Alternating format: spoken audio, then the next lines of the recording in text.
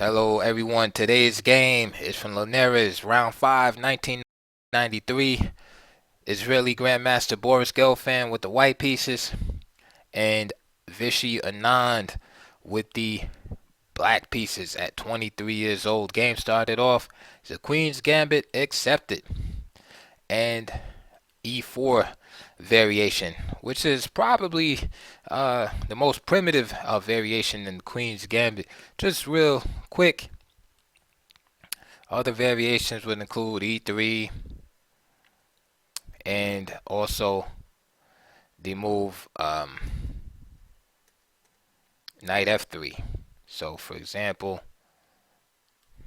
Knight F3 here, but um, E3 has the idea of preventing the defense B5, or at least slowing it down somewhat. So, for instance, B5, A4, and C6 is not possible because of the rook hanging here. And C6, A takes B5, and C takes B5 would be a grave error because after Queen F3, then black is already lost. And that's one of the ideas behind the move E3, in contrast to E4, where this diagonal is blocked by the E4 pawn. But practice has shown that it is not good for black to try to hold on to the pawn. So instead, what black usually does is just try to develop and counterattack the white center while white regains the pawn. So E4, very aggressive, straightforward approach. After all, he did offer a gambit on move 2 with the C4, and black is accepted. So why not take the full center as he so desires? So this is not the most popular response, but it is interesting when we do see a strong grandmaster decide to take the full center. Like I said, more common responses would be like E3, Knight F, and Knight F3.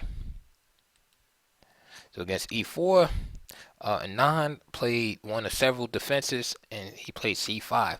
What you'll see a lot is this move E5 here, and long time ago, in the late 19th century, you saw this move played against this particular variation, E4, and it was thought because of this move E4, E5, that this variation with 3 E4 was bad, because at that time players would either capture the pawn, which led to a quick endgame where white often lost its advantage completely, and white would try D5 again, which posed absolutely no problems with black.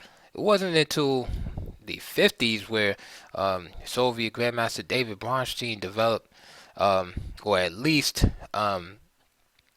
worked on some fresh ideas in this system. And at the E5, he would play Knight F3, and then after the pawn was captured, he wasn't eager and thirsty to recapture the pawn. For instance, playing Queen D4 again, leading to a quick and easy drawn endgame. After either Queen takes D4 or Knight takes D4, which posed no problems to black. But Bronstein developed a system where he would play Knight F3, E takes, and then just simply capture the C pawn and play around this pawn. All right, and worry about the development of the pieces and gaining of the initiative. And this is one of the main tabias in this line today. E5 is definitely a viable option for black. However, so another move is Knight F6. Another move, Knight C6. So some homework for you to do there. And also, if you're interested in this opening, I suggest 3 players that you look at. One is Sergei Rublevsky, who has about 141 games in this line. If you look on chess base, with the Queen's Gambit accepted, Another player is Anand, who we're looking at right now, and another player is Nigel Short. So there's three players for you to start with as far as studying this opening. So today, Anand played c5 against Gelfand. All right, attacking the center. Now, of course, just like against the move e5, I wouldn't recommend capturing d takes, with d takes c5. It gives white absolutely nothing. And Gelfand doesn't recommend it either. Instead, he played the move d5. Just like in the e5 variation, white can also try this move knight f3. C takes d4, and bishop takes c4. But with the c5, this is a little bit better for black, as he just can simply play knight f6, knight c6 here, castles, e6, and white really can't do anything to black's position here. Black is just too solid at this point. All right. For instance, knight f6, or even move like a6 here. With the traditional follow-up of b5 is possible. Bishop c5. Black is great in this position. So, with that in mind, Gelfand takes the space in the position. So he's looking for a long term advantage here.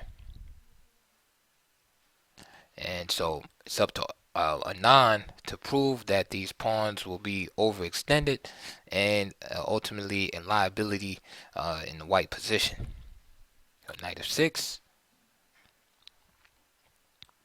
Hitting this pawn right here. And notice black doesn't give white the time really to capture the C pawn right away, however.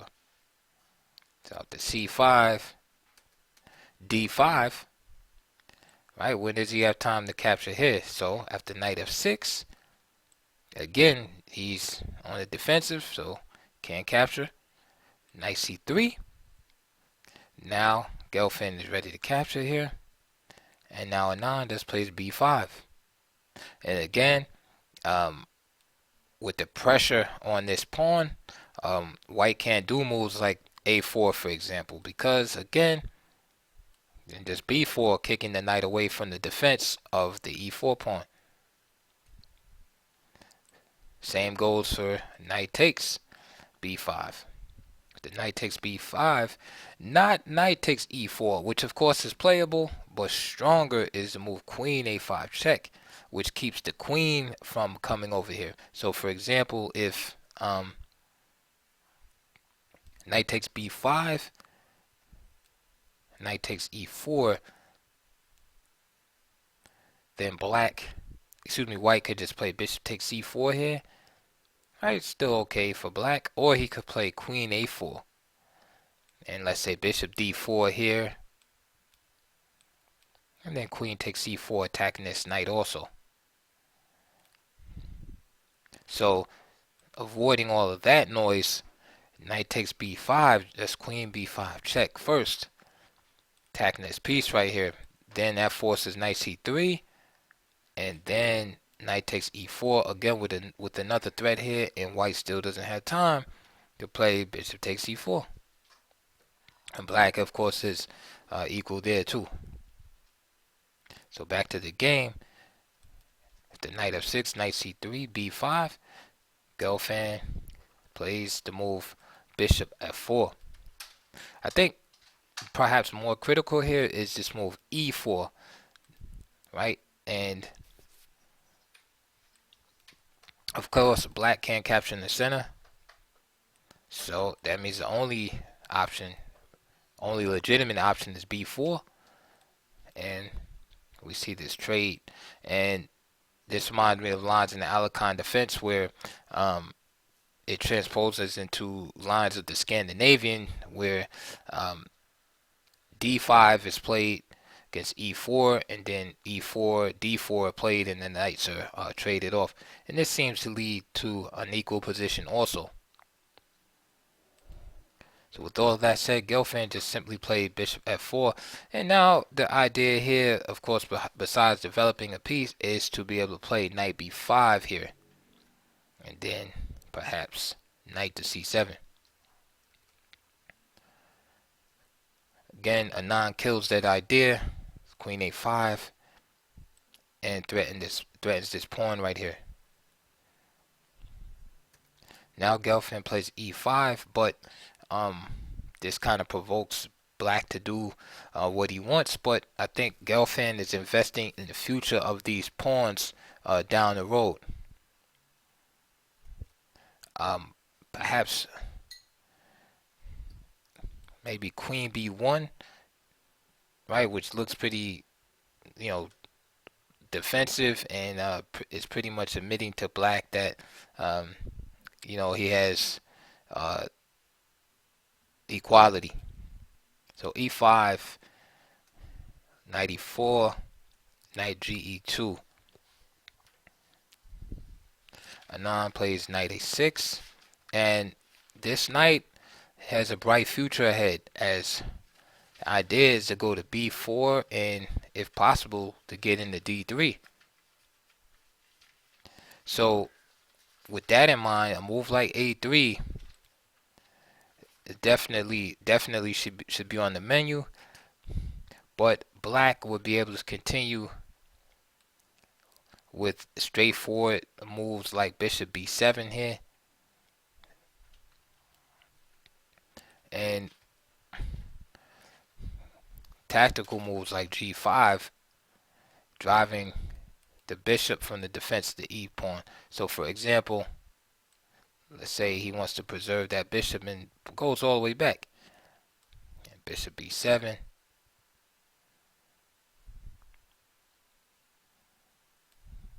And let's say f3. Knight takes. And knight takes, and then bishop g7. And again, you can see this full-scale attack on these pawns. So instead of a3 after knight a6, Gelfand played f3. This allowed Anand to go into his bag of tricks tactically, and he ignored the threat to his knight and played knight b4. And he's basically saying, I'm coming in anyway. So with hindsight, a3 probably was better. So f takes e4, so Anand is down the entire piece here, but you can see that White has great difficulties developing and getting his pieces in the game. So knight d3 check, so this is a killer knight right here. And also notice this 4-2 majority on the queen side. King d2 from Gelfand. And now g6 from Anand. b3, bishop g7, b takes c4, knight takes f4, knight takes f4, now bishop e5. This is very strong. As you can see, the knight is attacked twice here, once here. The knight goes back, and then now b4 is very strong because of the x-ray attack against the rook here. Gelfand really has nothing else to do, so he says, let's get rid of some of the heavy pieces. And so now material is exchanged, and Anand comes out ahead in the exchange. Knight takes c5. So Gelfand's idea basically is to try to have compensation via the central pawns. Though the age-old question is, can Anand stop the pawns, make them a liability, right? Or can Gelfand keep the pawns mobile and hostile? So knight d3, a5. So we see Anand pushing his majority 2-1 on the queen side, which is very dangerous as the endgame draws nearer and nearer. g3, Got to develop the bishop. 9 plays his to g7, g2, and now bishop a6. So immediately a9 gets to work and starts attacking these pawns. c5, rook a c8, c6. So phase 1 is complete. Right, fix the pawns. So they look intimidating, but of course you can see by this diagram here they can't go anywhere. Rook fd8, putting more pressure on them. Rook c1, bishop h6 check, knight ef4, and this of course forces white in extremely awkward position, being pinned. All of his pieces are in defensive posture, not being able to attack anything, and so the pressure of this is going to cause Gelfand to break. So bishop takes d3 first. This knight is pinned, so it can't capture, so the king must capture. Now Anand just simply plays e5, again exploiting the pin motif, as this pawn cannot capture here because of the pin of the rook.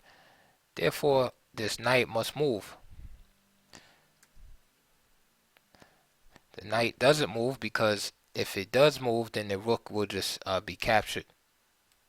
So instead, so for example, knight e2, just simply bishop takes c1. So instead, king c4 gives up the knight, and rook e1. So now the last hope is just to try to push these pawns up. F takes g3, e5, bishop f4, h takes, bishop takes, rook e3, bishop f4. And right here, I think Gelfand could have resigned, or probably should have resigned, but I think, there was time trouble here for Anand. Both players probably were in some type of scramble because it's before the time control. And you see a lot of these kind of, quick moves being made. Just one threat attacks going on here. So g5, king c5, rook e7. You can see just Anand just making sure these pawns cannot move. King d4, and just simply f6. So once the target is fixed, then you attack it. d6, rook, bishop takes e5 check, rook takes, rook d6 check, and then Gelfand finally had enough. So fantastic game from Anand in the Queen's Gambit accepted. You really don't see this opening too much. I think it's one of those things that the opening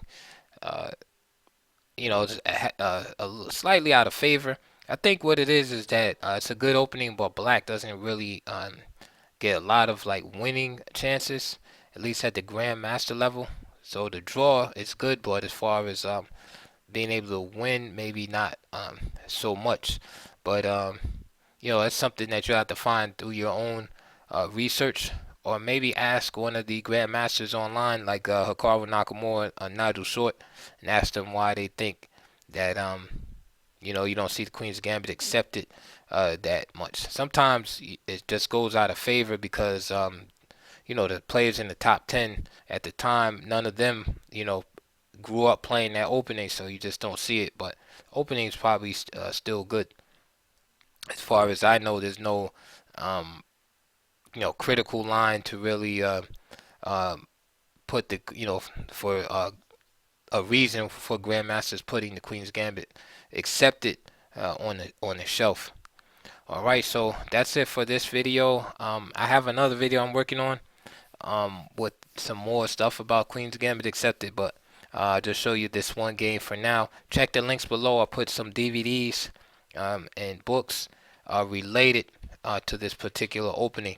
Alright, so any questions, just message me, and I'll see you guys later.